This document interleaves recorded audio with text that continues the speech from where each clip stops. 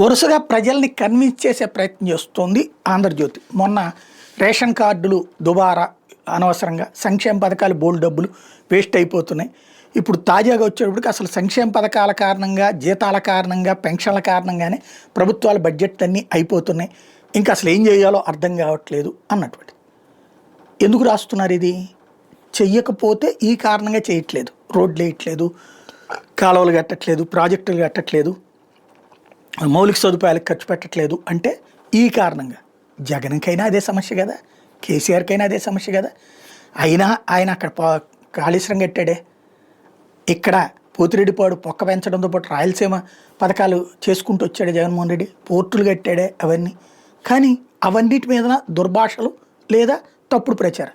ఇప్పుడు ఏదైనా చేయకపోతే ఇదిగో ఆ కారణంగా చేయట్లేదు, పబ్లిక్ అలా ప్రిపేర్ అవ్వండి అనేటటువంటిది రాసుకొస్తున్న వార్తల యొక్క సారాంశం.